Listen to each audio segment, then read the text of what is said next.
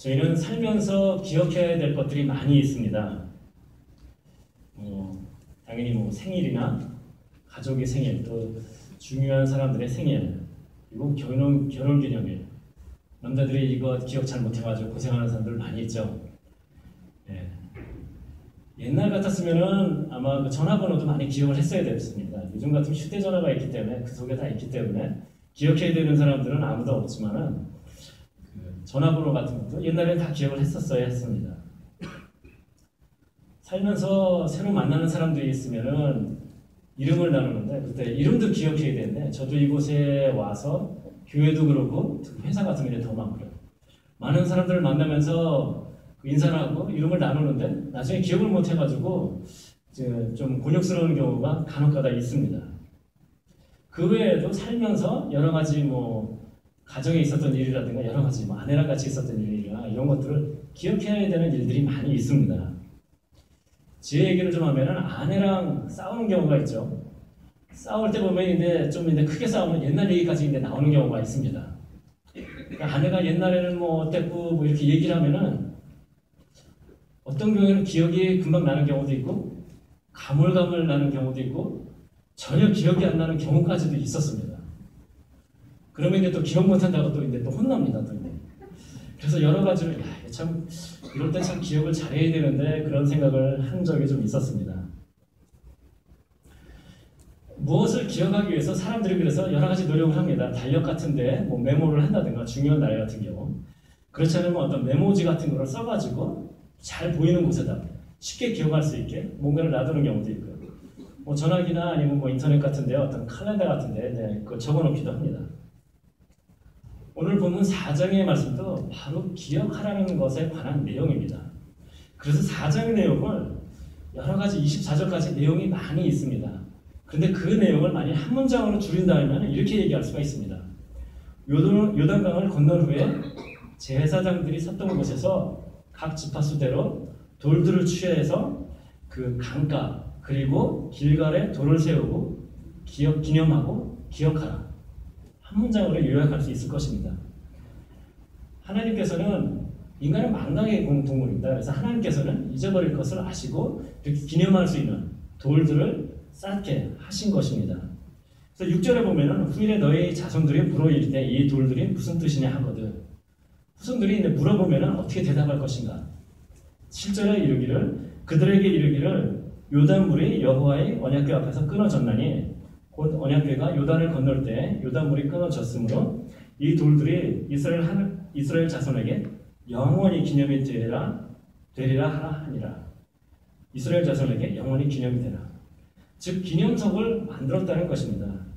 하나님이 행하신 놀라운 일, 하나님이 행하신 은혜를 영원히 기억하고 기념하고 감사하라는 그런 얘기인 것입니다. 그래서 오늘 본문을 통해서 그 이스라엘 백성들이 기억해야 됐던 것들이 무엇인지 그리고 마찬가지로 21세기에 사는 우리들이 무엇을 기억해야 되는지 함께 생각해 보도록 하겠습니다. 첫 번째 우리가 기억해야 되는 것들 우리가 기억해야 되는 것들 첫 번째는 하나님께서 하신 놀라운 일들을 기억해야 됩니다. 하나님께서 우리에게 하신 일들, 놀라운 일들을 기억해야 됩니다. 우리는 어렸을 때 어떤 뭔가를 기다리면서 들뜨고 기뻤던 그런 기억들이 있습니다. 생일 당연히 그렇겠죠. 그리고 크리스마스. 저 같은 경우 이제 뭐 생일은 별로 기대도 안 하지만 크리스마스는 아직도 기대가 됩니다. 휴일이 많기 때문에 회사를 안 가는 일이 많기 때문에 크리스마스는 기대가 됩니다. 예.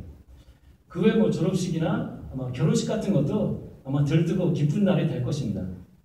그렇지만은 졸업식이나 결혼식 같으면은 막상 그날이 오면은 기쁨과 걱정이 함께 아주 좀 복잡한 마음이 되지 않을까. 졸업을 하고 나면 특히 대학 같은 건 졸업하고 나면 그 다음에 이제 사회생활을 어떻게 할 것인가, 취직은 어떻게 할 것인가 이런 것들이 걱정이 될 것입니다. 결혼식도 아마 여러 가지 마음이 교차하면서 좀 걱정되는 마음이 있을 수도 좀 있습니다. 지금 요단강 앞에서 이스라엘 백성들이 강을 건너려고 하고 있습니다.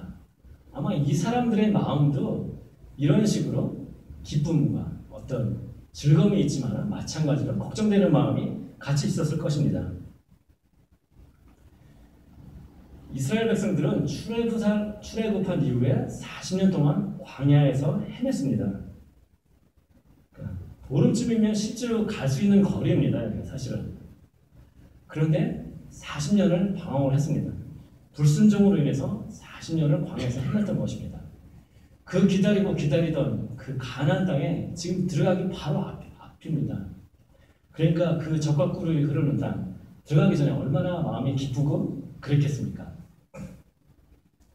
근데 마찬가지로 이제 건너가서 할 일을 생각을 해보면 걱정이 됩니다. 요단강 건너기 전에 그 몇 번의 전쟁이 있었고 거기서 승리를 했습니다. 그렇지만은 요단강 건너에 있는 민족은 다른 차원의 사람들입니다. 요단강 건너는 가나안 땅입니다. 우리가 얘기할 때 젖과 꿀이 흐르는 땅이라고 얘기를 합니다. 젖과 꿀이 흐르는 땅, 비옥한 땅이라는 것입니다. 누구나 그 땅에서 살기를 원한다는 것입니다. 그리고 누가 그 땅에서 살까요? 흔한 얘기로 그 동네에서 제일 센 사람이 사는 것입니다. 민족 중에서 가장 센 사람들이 그 땅을 차지하고 살게 되어 있습니다. 비옥하니까. 예. 그래서 사실은 그 출애굽한 이후에 그 광야 생활 시작하기 전에 시작 막 하고 나서 그 12각 지파별로 한 사람씩 해서 가나안 땅으로 정탐꾼을 보냅니다. 그때 그 사람들이 보고한 내용이 무엇입니까? 마찬가지로 그 땅은 정말로 비옥한 땅이다라고 얘기를 합니다. 그러나 또 마찬가지로 가보니까 그 동네 사는 사람들은 정말 그 장대하고 큰 사람들이고 그 거인이 살고 있다라고 얘기를 하고 있습니다. 민수기 13장 28절에 보면은 그 땅 거주민은 강하고 성읍은 견고하고 심히 클 뿐 아니라 거기서 안악자손을 보았으며 성읍에 대해서는 견고하고 굉장히 크다라고 얘기합니다. 큰 백성들이 살고 있다는 얘기입니다. 그 땅의 거주민은 강하고 그리고 거기서 안악자손이라는 것은 거인족을 얘기합니다. 엄청 강한 백성들이 그곳에 살고 있습니다. 지금 그곳에 건너가서 그 사람들하고 지금 전쟁을 해야 되는 상황인 것입니다. 그래서 사실은 그 12명의 정탐꾼이 갔다가 와서 어떻게 얘기했습니까? 갈렙과 여호수아를 빼고 나머지 10명의 정탐꾼들은 우리는 거기 가서 전쟁 못합니다. 우리가 보기에 그러니까 이스라엘 백성들은 그 메뚜기와 같이 작은 사람이다라고 하면서 못한다라고 얘기를 했습니다. 사실 그 이유 때문에 40년 동안이나 15일이면 보름이면 갈 수 있는 거리를 40년 동안을 헤맨 것입니다. 그래서 그 보고를 듣고 나니까 이스라엘 백성들이 아이고 이제는 우리는 죽었구나. 그래서 밤새도록 통곡을 합니다. 그리고 아침이 되자 지도자를 한 명 세워서 차라리 애국으로 돌아가자. 건너가서 전쟁해봐야 어차피 우리가 질 텐데. 라고 그렇게 얘기를 하고 있습니다. 믿음의 눈으로서 어떤 그 출애굽할 때 이적을 보여주신 하나님, 그 다음에 홍해를 건널 때 그걸 갈래신 하나님의 그 능력을 본 것이 아니라 사람의 눈으로 그 땅의 백성들이 강하고 큰 백성들만을 본 것입니다. 걱정이 되죠. 이스라엘 백성은 건너가기 전에. 건너가서 전쟁을 해야 되는데 그 전쟁에 대한 사람 걱정이 아니라 우선은 건너가는 것부터 걱정을 사실은 해야 됩니다. 요단강이 건널 때의 시기는 봄이었습니다. 봄은 우기로서 비가 좀 내리는 시기였습니다. 그리고 요단강의 근원이 되는 헬몬산도 마찬가지로 봄이기 때문에 눈이 녹아서 그래서 강의 수량이 늘어납니다. 강폭도 넓어지고 물살도 빨라지고 지금 건너야 되는 사람이 얼마나 되나요? 기드온과 300용사처럼 한 300명 정도 정말 힘세고 날렵한 사람만 건너면 되나요? 어떻게 수영은 대충 해서 건너가면 되나요? 아닙니다. 지금 이스라엘 백성은 장정만 60만입니다. 그러니까 남녀노소 다 합치면은 건너다니는 사람이 100만이 넘고 200만도 넘을지도 모릅니다. 남녀노소 그 중에 갓난아기도 있고 정말 나이 많으신 할아버지 할머니들도 계시고 형제도 있습니다. 그 사람들이 지금 이 강을 건너야 됩니다. 걱정이 되죠. 건너가서 전쟁을 고사하고 지금 발등에 떨어진 요단강을 건너는 것을 먼저 해결을 해야 됩니다. 하나님께서 주신 그 젖과 흐르는 땅에 가서 그 땅을 차지하라. 그것은 설레는 얘기지만은 지금 눈앞에는 산적한 문제들이 있는 것입니다. 그럼 건너가서 전쟁을 해야 되는데 전쟁 준비는 잘 돼가고 있나요? 전쟁을 위해서 하나님께서 어떤 지혜를 주셨다거나 이렇게 하면은 전쟁에서 이길 수 있다. 전쟁의 방법, 손자병법이라든가 이런 거를 말씀해 주셨나요? 전혀 그렇지 않습니다. 그럼 전쟁을 위해서 무기를 이런 무기를 만들려고 얘기해 주셨습니까? 아닙니다. 그러면 전쟁을 위해서 이렇게 훈련을 해라 말씀하셨나요? 전혀 안 그렇습니다.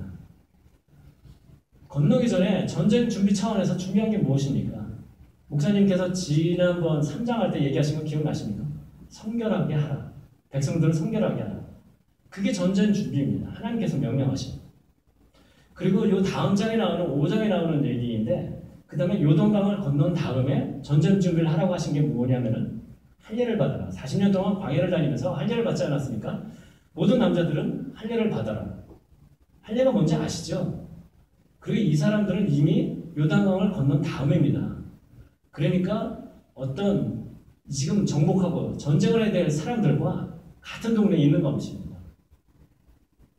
강이 막고 있어서 그 사람들이 건너오지 못할 것이다 라는 것이 아니라 같은 동네. 즉 이 사람들이 할례받고 이 사람들이 지금 남자들이 괴로워하고 있다는 걸 알면은 와서 칠 수도 있고 그러면은 사실 이 사람은 싸울 능력이 안 됩니다. 남자들이 다 할례를 받았기 때문에. 이것이 하나님께서 전쟁을 위해서 준비하라고 하신 것입니다. 성결하게 하라, 할례를 받게 하라. 군사학적인 측면에서는 전혀 준비가 안 되어 있습니다. 이 사람들.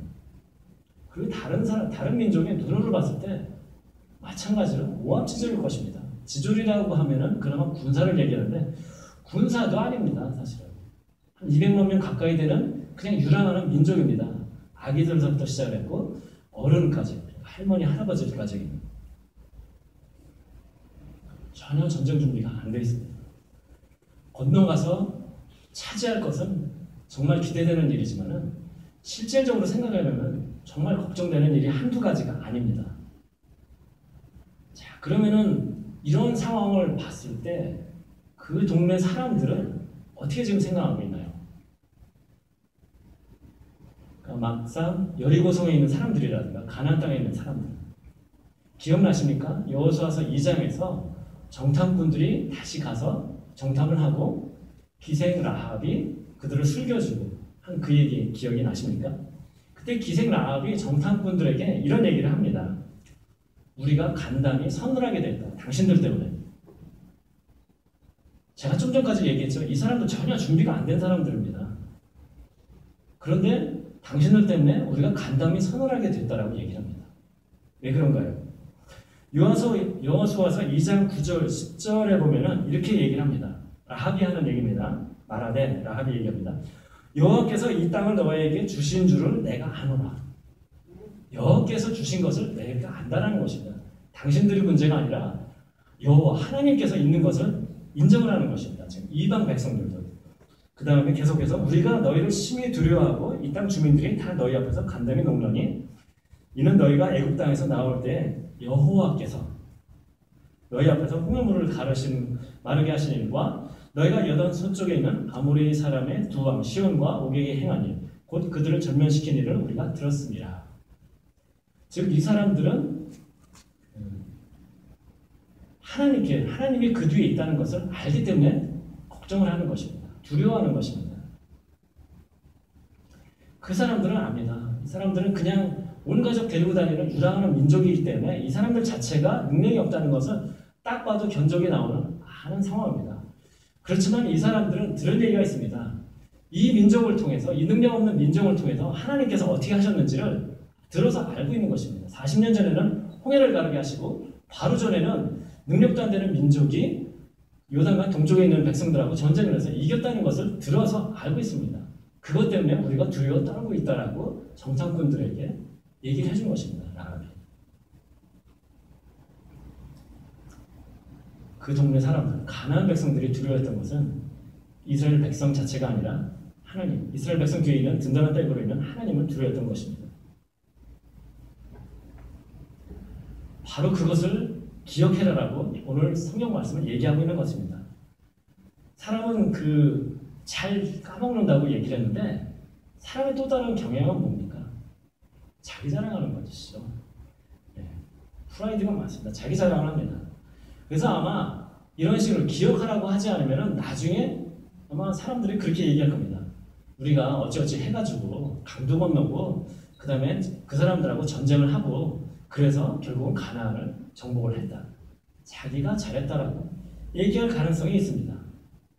그래서 하나님께서는 돌을 쌓으라고 얘기를 하십니다. 그래서 그 돌에 대해서 자손들이 물어보면은 이렇게 하나님께서 하신 일이 있다라고 대답을 하라고 얘기를 하는 것입니다. 7절에 보면은 그래서 7절을 한번 같이 읽도록 하겠습니다. 7절 같이 읽겠습니다. 시작. 그들에게 이르기를 요단물이 여호와의 언약궤 앞에서 끊어졌나니 곧 언약궤가 요단을 건널 때에 요단물이 끊어졌으므로 이 돌들이 이스라엘 자손에게 영원히 기념이 되리라 하니라. 여호와의 언약궤 앞에서 물이 끊어졌다. 기억나십니까? 박 목사님께서 그 언약궤는 무엇이라고 얘기했습니까? 하나님의 임재를 나타낸다고 얘기했습니다. 즉 하나님의 임재 앞에서 물이 끊어졌다라는 얘기가 되는 것입니다. 사람의 힘이 아닌 하나님의 힘으로 물을 가르신 것입니다. 즉 요단강을 건너고 물을 마르게 하고 건넌 것은 사람의 힘으로 한 것이 아니라 하나님이 하신 것이라는 것입니다. 그 얘기를 자손들이 물어보면 정확히 해라라고 얘기를 하고 계시는 것입니다. 23절에도 마찬가지입니다. 그러면 23절도 한번 같이 읽도록 하겠습니다. 시작. 너희 하나님 여호와께서 요단물을 너희 앞에서 마르게 하사 너희를 건너게 하신 것이 너희 하나님 여호와께서 우리 앞에 홍해를 말리시고 우리를 건너게 하신 것과 같았나니. 마찬가지 똑같은 얘기를 하고 있습니다. 같은 장에서 중요한 얘기이기 때문에 두 번이나 반복을 해가지고 그 너희 자손들에게 이렇게 얘기를 하는데 하나님께서 물을 마르게 하셨다. 그리고 여기서는 더 나아가 무슨 얘기까지 하고 있습니까? 뒷부분에 보면은 여호와께서 우리 앞에서 홍해를 말리시고 우리를 건너게 하신 것과 같이 이렇게 하셨다 라고 얘기를 하라고 얘기합니다. 무슨 얘기인가요? 자손들에게 지금 요단강 건넌 지금 돌을 세웠기 때문에 이 자리에 있기 때문에 요단강을 건넌 것만 얘기하는 것이 아니라 40년 전에 있었던 홍해를 건넌 것도 함께 얘기를 하라고 얘기를 하는 것입니다. 무엇입니까? 영원히 동일하신 하나님의 신실하신 하나님을 얘기를 하는 것입니다.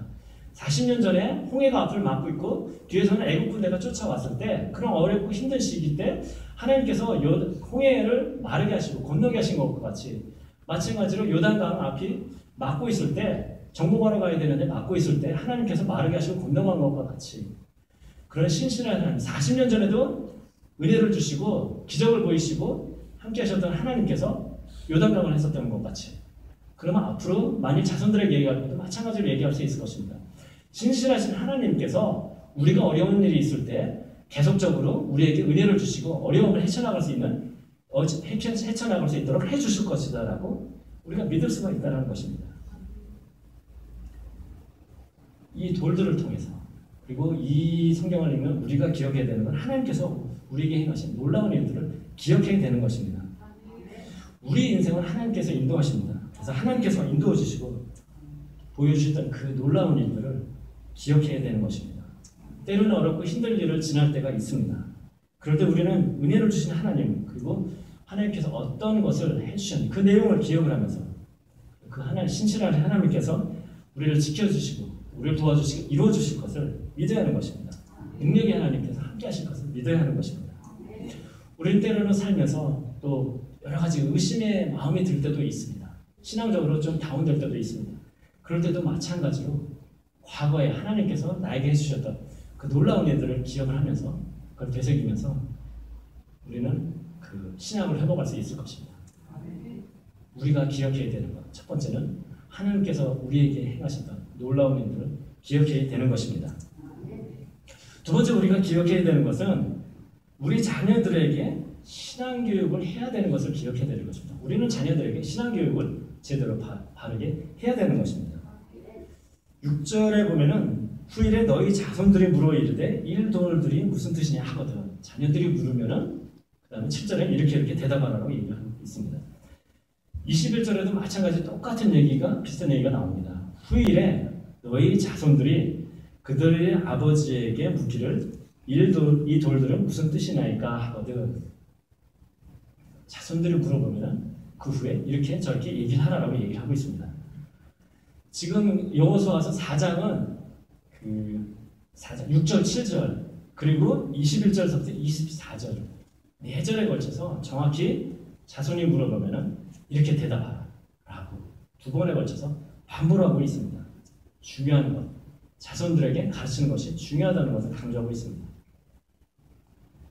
많은 그 부모님들이 아이들의 학교 생활이나 학교 성적에 대해서는 관심이 많이 있습니다. 그렇지만 교회 학교 그리고 그걸 통한 어떤 신앙 교육에 대해서는 관심이 좀 없고 좀 등한시하고 그런 경우들이 좀 많이 있습니다. 그냥 주일학교에서 선생님들이 알아서 잘 하시겠지 라고 생각하는 경향이 있습니다. 저만 그런가요? 제가 바로 그랬던 사람입니다. 아이들이 엘리먼터리 스쿨 다닐 때 학교에서 무슨 뭐 면담 같은 거 한 번씩 하지 않습니까? 학기별로. 그런 거 있으면 회사 조퇴하고 바로 쫓아갑니다. 그래서 아이는 학교 생활을 잘하고 있나 궁금해서 이런 저런 거 얘기도 듣고 물어도 보고. 그런데 교회 학교에서 가끔가다 학부모 이렇게 뭐 간담회 같은 걸 한다고 모이라고 그러면 가본 기억이 안 납니다. 솔직히. 그냥 교회에서 알아서 하겠지. 저도 그랬던 사람입니다. 근데 오늘 7절도 21절도 그렇고 자녀들이 물어보면 이렇게 얘기를 하라. 즉, 그 자녀들에게 가르치는 것이 굉장히 중요하다고 지금 얘기를 하고 있는 것입니다. 부모는 자녀에게 하나님께서 좀 전에 얘기한 하나님께서 우리에게 주셨던 그런 놀라운 일들, 그런 은혜의 일들을 가르쳐야 될 그런 책임과 의무가 있는 것입니다. 가르쳐 주어야 되는 것입니다. 우리는 부모가 신앙의 스승이 되어야 되는 것입니다. 오늘 본문을 보면은 돌들을 보고 자녀가 물어보면이다라고 얘기를 하지만 사실은 그 돌들을 봤을 때 자녀가 물어보지 않더라도 부모가 기억이 날 것입니다. 자기가 들은 게 있으면 얘기를 해줘야 되는 것입니다. 이 가르쳐야 되는 자녀들에게 가르쳐야 되는 역할은 다른 사람에게 떠넘길 수가 없습니다. 그것은 부모가 갖고 있는 특권이자가 또 의무이고 책임인 것입니다. 우리 아이들이 교회에서 신앙생활 잘하고 있고 잘 지내는 것 같습니다. 그렇지만은 모르겠습니다. 어떤 아이들은 아마 신앙적으로 갈등을 하고 있는 아이들도 있을지 모르겠습니다. 제가 지난주 설교 시간에도 좀 얘기를 했지만 이 세상은 우리가 갖고 있는 신앙과 반대되는 얘기를 많이 합니다. 학교에서도 배울 때도 과학이라는 이름 아래서 합리주의, 이성적인라는 이름 하에서 어떤 그 기적, 성경에서 얘기하는 기적이나 이런 것들은 기본적으로는 틀렸다, 말이 안 된다라고 얘기를 합니다. 지난주에도 주일날도 말씀드렸지만 그 중에 가장 큰 폐해는 아마 진화론일 것입니다. 우리는 세상에 존재하는 이유는 하나님께서 창조하셨기 때문에, 만들었기 때문에라고 배우고 알고 있습니다. 그렇지만 학교에서는 진화론, 즉 오랜 세월 동안 우연이라는 이런 것들이 겹치고 하면은 인간이 될 수도 있다. 어떤 미생물서부터 시작해가지고 그렇게 가르치고 있습니다. 요즘 과학이 더욱더 발전한다 하면은 사실 진화론 자체가 맞는 이론은 아니다라는 것이 과학계에서 알고 있습니다. 근데 문제는 뭡니까? 이것이 교과서에 실려 있다는 것이 문제입니다. 학생들은 교과서를 어떻게 생각을 합니까? 교과서에 있는 것은 다 맞다라고 생각을 합니다. 교과서에 실렸는데 그렇기 때문에 학생들은 진화론이 맞나? 라고 의심을 해보지 않았다 그러면은 아마 학생이 믿음이 정말 좋든지 아니면은 아무 생각 없이 교회에 다니든지 둘 중에 하나일 것입니다. 의심이 들 수밖에 없습니다. 부모님에게 아니면 교회 내에서 선생님들에게 그런 자기가 갖고 있는 어떤 의문점이나 이런 거에 대해서 얘기는 안 할지는 모르겠지만 그 마음속에는 갈등이 있을 수가 있습니다. 학교에서 배운 것과 교회에서 배운 것이 틀리기 때문에 부모님에게 배운 것과 그 다음에 학교에서 배운 것이 틀리기 때문에 어떤 조사에서 미국에서 한 조사입니다. 20살에서부터 29살 되는 한 1000명 청년들에 대해서 조사를 했습니다. 그 지역적으로 아니면 그 남녀 그다음에 인종적으로 하여튼 골고루 분포를 해서 이 사람들은 과거에는 교회를 다녔는데 지금은 교회를 다니지 않는 사람들입니다. 그러니까 그 사람들한테 여러 가지 질문을 했지만 그 중에 질문 중에 하나는 무엇이냐면 언제 처음으로 본인이 갖고 있는 믿음에 대해서 아니면 신앙이나 신학적인 것에 대해서 의문을 갖기 시작을 했는가? 40%는 그중에 40%는 중학교 때 처음으로 어떤 신앙적인 의심이 시작됐다라고 얘기를 하고 있습니다. 그리고 44%는 고등학교 때 시작을 했다. 의심이 들기 시작을 했다.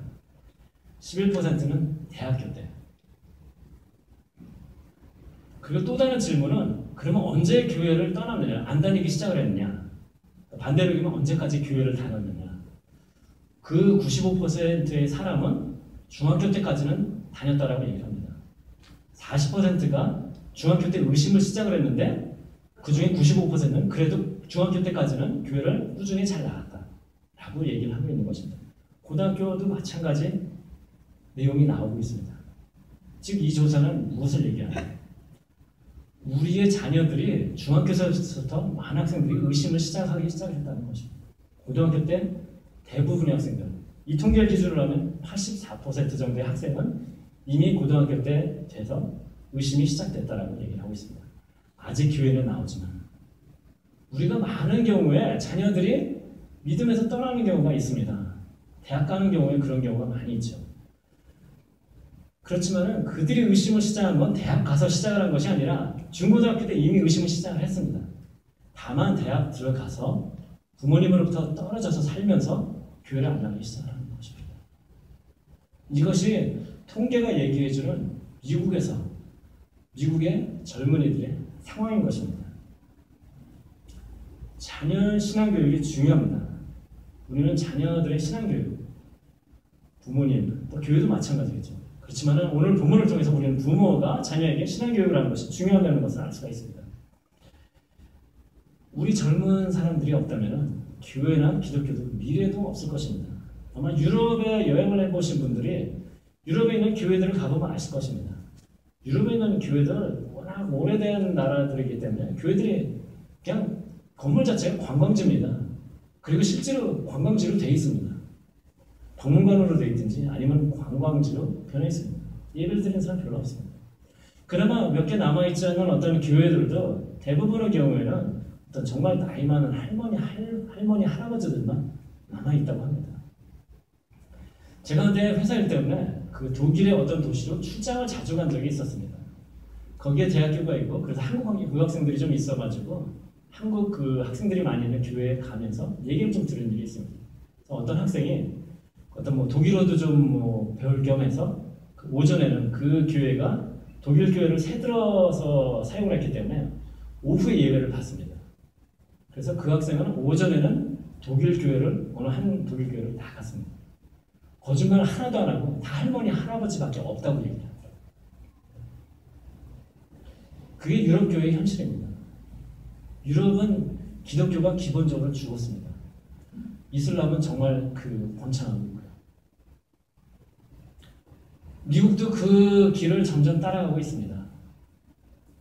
없어지는 교회의 수가 새로 생겨나는 교회보다 훨씬 더 많습니다. 저희가 젊은 세대들, 젊은 사람들을 교육을 제대로 하지 않는다면 아마 미국도 유럽과 같은 그런 전철을 밟지 않을까 생각이 듭니다. 신명기 4장 9절에 오직 너는 스스로 삼가며 내 마음을 힘써 지키라. 그리하여 내가 눈으로 본 그 일을 잊어버리지 말라. 오늘 본문 말씀과 똑같은 얘기입니다. 네가 본 하나님이 하신 이적을 잊어버리지 말라라고 합니다. 그리고 계속해서 내가 생존하는 날 동안에 그 일들이 내 마음에서 떠나지 않도록 조심하라. 떠나지 않도록 조심하라. 기억하라라고 얘기를 하고 있습니다. 그리고 마지막 쯤에는 너는 그 일들을 내 아들들과 내 손자들에게 알게 하라. 후손들에게 가르치라라고 얘기하고 있습니다. 이것은 여러 곳에서 하나님께서 얘기하시는 우리에게 주시는 명령인 것입니다. 우리는 그리고 우리 특히 젊은이들은 유혹 많고 기독교를 하나님 예수님을 대적하는 세상 가운데 살고 있습니다. 자녀들의 신앙교육에 더욱더 힘을 써야 됩니다. 그리고 그 책임은 교회도 같이 해야 되지만 일차적인 책임은 부모에 있다는 것을 우리는 기억해야 되는 것입니다. 그럼 세 번째 우리가 기억해야 되는 것들, 그것은 다른 사람들, 주위에 있는 사람들에게 하나님의 영광, 사랑을 나타내야 되는 것입니다. 간증이 되어야 된다는 것입니다. 하나님의 영광을 주위의 사람들에게 나타내야 된다는 것입니다. 4장 24절을 한번 함께 읽어보도록 하겠습니다.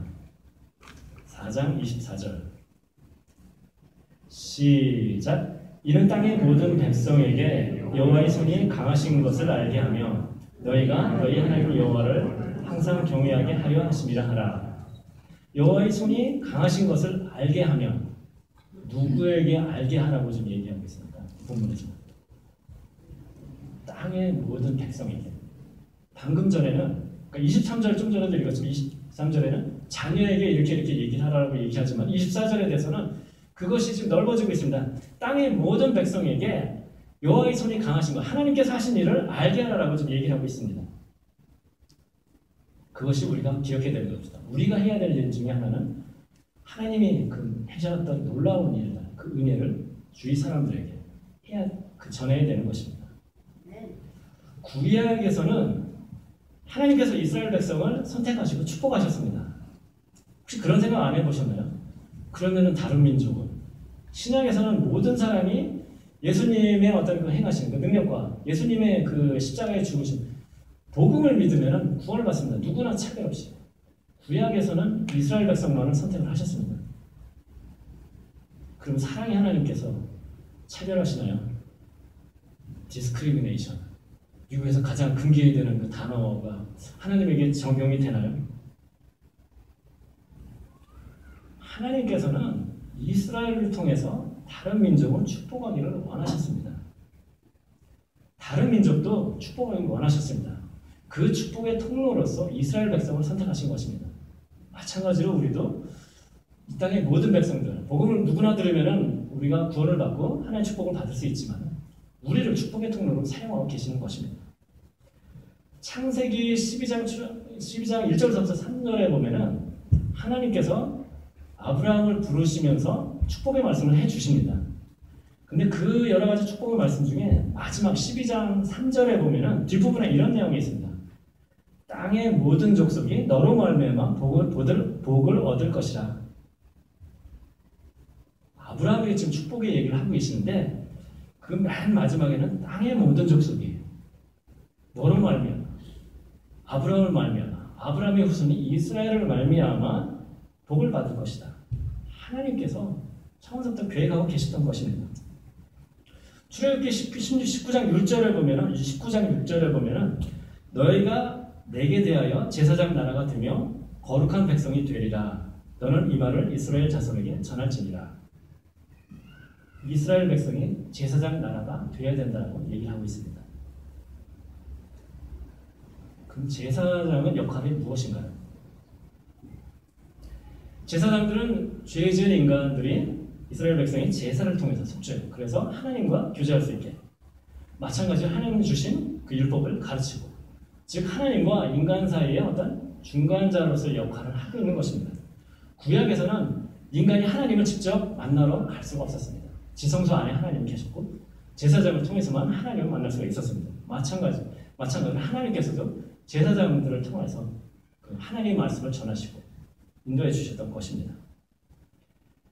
그와 마찬가지로 이스라엘 백성은 그런 중간자의 역할을 하듯이 이스라엘 백성이 하나님과 다른 백성의 중간자로서의 역할을 해야 되는 것입니다. 그 중간자로서의 살면서 어떻게 살아야 되냐면 하나님의 뜻을 따라 살면서 하나님의 주신 축복을 누리고 그것을 보는 주위의 백성들이 그것을 보고서 아 그렇구나. 좀 전에 얘기했죠. 이 사람들 전혀 능력이 안 되는 사람들인데 홍해를 건너고 요단강을 건너고 전쟁을 해서 지금 이기고 오고 있습니다. 그 사람들이 봤을 때는 그러면 이건 뭐지? 아는 사람은 벌써 압니다. 이 사람들이 아니라 그 뒤에 있는 하나님이 이걸 하신 것을 압니다. 그럼 그런 생각이 되겠죠. 그러면은 내가 믿고 있는 신이 아니라 하나님을 믿어볼까? 나도 의지해볼까? 라는 생각이 당연히 들게 돼 있습니다. 이스라엘 백성이 그런 중간자의 역할을 했었어야 했습니다. 이때 당시까지는 일방적으로 하나님께서 축복을, 기적을 보여주셨기 때문에 그런 일들이 이 사람들이 주위에 있는 백성들이 그렇게 느꼈지만 그 후에 구약의 역사를 보면은 사실은 좀 그렇지는 않습니다. 망각의 동물, 인간이 하나님의 말씀을 잊어버리면서 그렇게 살지 못했습니다. 그렇지만 하나님이 원하시는 것은 이스라엘 백성을 통해서 원하셨던 것은 이스라엘 백성이 하나님의 그 능력, 그 은혜를 나타내고 그걸 통해서 주의 백성들에게 그 나타내고 그래서 그 사람들이 그런 하나님 나도 믿고 싶구나 라고 하기를 원하셨던 것입니다. 전도는 예수님께서 주셨던 마지막 지상 명령입니다. 그래서 땅끝까지를 내 증인이 되라. 가서 전하라. Go and tell. 가서 전하라. 자, 그럼 구약에는 전도하라는 말씀이 있나요? 어떻게 하라고 하셨나요? 있나요? 부터 시작해서 바로 오늘 좀 전에 얘기했었던 그 제사장 나라가 된다는 것이 구약에서 얘기하는 전도의 방법입니다. 신약에서는 Go and tell. 가서 전하라고 했으면은 구약에서는 Come and see. 와서 보게 하라라는 것입니다. 와서 보게 하라. 하나님께서 하셨던 그런 많은 일들을 당신들이 누리고 있는 것을 보게 함으로써 주위에 있는 사람들이 그런 하나님 나도 믿고 싶다 라고 생각하게끔 만들라는 것입니다. Come and see. 구약에도 전도하는 방법은 있습니다. 방법이 틀려요. 전도하라는 말씀이 있습니다. 그것이 방법이 틀릴 뿐이지. 마찬가지입니다. 이 시대를 사는 우리들도 신학의 방법처럼 고엔텔 가서 전해야 되는 방법도 있지만 마찬가지 또 다른 방법, 어떻게 보면 이 어려운 시절, 정말 기독교를 대적하는 시절에는 어떻게 보면 이것이 더 효과적인 방법이 될 수도 있을지 모르겠습니다. 와서 보라. 내 삶이 예수님을 믿고 교회를 다니면서 변했다는 것을 보면서 주위에 있는 사람들이 이 사람이 이 흔한 말로 얘기를 하면 안 그랬던 사람이 이렇게 변하는구나. 그걸 보고서 그 하나님이 뭐지? 그것을 나도 믿고 싶다 라고 생각할 수 있게 되어야 된다는 것입니다.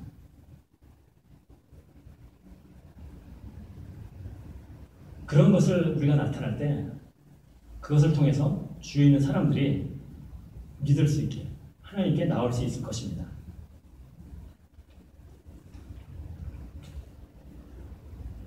말씀을 맺고자 합니다. 오늘 본문은 이스라엘 백성에게 기억하라고 하는 것이 가장 중요한 것이라고 얘기를 했습니다. 인간은 망각의 동물입니다.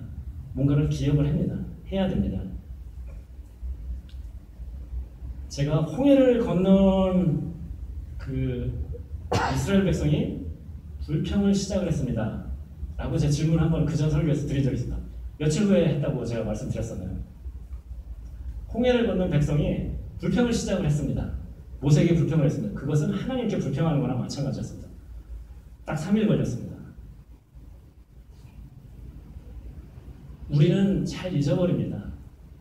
홍해를 건넜다는 그 사실을 3일 만에 잊어버리고 그런 하나님을 믿지 못하고 불평을 시작할 수 있을까?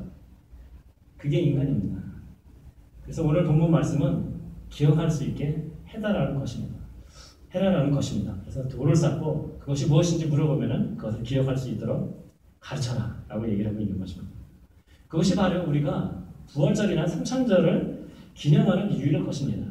어떤 분들은 그렇게 생각할 것입니다. 그때만 되면 여러 가지 교회 일도 많고 피곤한데 그거 해마다 하는 거 똑같이 뭐하러 자꾸만 하나 라고 혹시 생각하는 분들이 있을지 모르겠습니다. 인간은 망각의 동물입니다. 그렇기 때문에 우리가 이런 절기를 통해서 예수님이 어떤 분이신지 예수님께서 하신 일이 무엇인지 우리는 그것을 기억해야 되는 것입니다. 그리고 마찬가지로 그 예수님께서 우리 인생에 했었던 것이 무엇인지 기억할 수 있어야 되는 것입니다. 마찬가지로 예수님께서 제정하시는 어떤 교회의 의식들이 있습니다. 그게 두 가지가 있는데 세례와 성찬식입니다. 제가 지난주 금요일에 성찬식을 했습니다. 성찬식의 의미는 무엇입니까? 예수님이 십자가에서 몸을 지키시고 피를 흘리시고 예수님의 그 사랑을 기억하라는 것입니다. 성찬식을 하면서 여러분들이 그걸 다시 한번 생각을 봤을 것입니다. 기억할 수 있을 것입니다. 기억하는 그 장소였던 것입니다. 세례도 마찬가지입니다. 저희가 믿은 후에 어떤 의식으로서 세례를 합니다. 생각해보면 세례라는 의식 자체는 사람이 없이 그냥 목사님이 혼자 하셔도 됩니다. 물론 그것이 본업에 다시 태어나는 정말 기쁜 날이기 때문에 많은 사람 앞에서 기쁘게 축하도 받으면서 축하드리기 때문에 그렇게 하는 게 좀 맞습니다.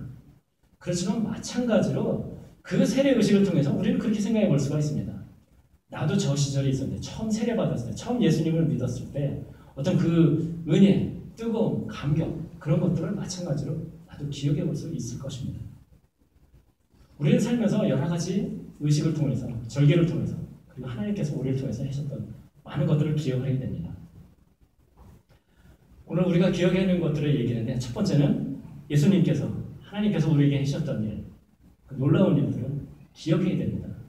두 번째는 그 일들을 자녀들에게 가르쳐야 됩니다. 신앙교육을 해야 됩니다. 그리고 세 번째는 하나님의 제사장으로서 주위 사람들에게 하나님이 보시던 그 놀라운 은혜를 전해야 되는 것입니다. 그것을 간단하게 얘기하면 하나님이 우리에게 해주셨던 놀라운 일을 자녀에게 그리고 이웃에게 전해라 할 것입니다. 여러분은 기도하시면서 그리고 또 집에 가셔서 꼭 하나님께서 나에게 주신 그 일이 그 놀라운 은혜가 무엇인지 꼭 생각해 보시기 바랍니다. 필요하면 그걸 꼭 종이에 적으시기 바랍니다. 그리고 오늘을 기억하시면서 앞으로 여러분이 살면서 힘들고 어려운 일이 있을 때 이런 일을 해주셨는데 라고 기억을 하시면서 여러분이 어떤 어려움이 있든지 그것을 헤쳐나갈 수 있는 그런 믿음이 되시기 원합니다. 그래서 여러분들이 오늘 우리가 기억해야 되는 것들 그것을 생각하시면서 늘 하나님이 원하시는 영광을 돌리는 삶을 사시기를 주님의 이름으로 축복합니다. 기도하시겠습니다. 사랑이 많으신 하나님 아버지 감사합니다. 오늘 또 말씀을 통하여서 우리가 기억해야 되는 것들에 대해서 생각해 볼 수 있도록 하여 주심을 감사드리옵나이다. 정말로 먼저는 우리가 주님께서 저에게 주셨던 그 놀라운 아버지 은혜와 아버지 축복과 하는 그 능력들을 아버지 저희가 기억할 수 있기를 원합니다. 때로는 살면서 아버지 저희가 낙담할 때가 있고 어려운 때를 지나갈 때도 있습니다.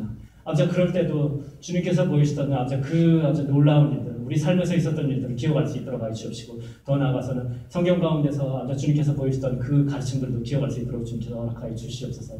그리고 또 마찬가지로 저희가 아버지 신앙교육 우리 자녀들 아버지 가르쳐야 되는 것이 중요하다는 것을 깨달을 수 있도록 하여 주시옵소서. 마찬가지로 하나님께서 보이시던 그 놀라운 능력들을 우리 자녀들에게도 전하면서 정말 자녀 세대까지 우리의 신앙들이 잘 이어질 수 있도록 할 수 있도록 주님께서 도와주시옵소서. 마찬가지로 우리가 제사장을 맡은 아버지 직분자로서 정말로 하나님의 그 은혜와 능력을 주의 믿지 않는 사람에게 그 사랑을 전할 수 있는 저희가 될 수 있도록 하여 주시옵소서. 그래서 정말로 믿기 어려운 이 세상을 살면서 그들이 아버지 우리 삶을 보면서 아버지 정말로 정말 주님이 그런 하나님을 알고 싶다, 믿어보고 싶다라고 하고 우리를 찾아올 수 있도록 이 교회를 방문할 수 있도록 주님께서 저희를 축복하여 주시고 인도하여 주시옵소서. 날마다의 삶 가운데서 정말로 주님의 축복을 늘 느끼며 아버지 그것을 기억하는 삶이 될 수 있도록 주님께서 도와주시옵소서. 예수님 이름으로 기도드렸습니다. 아멘.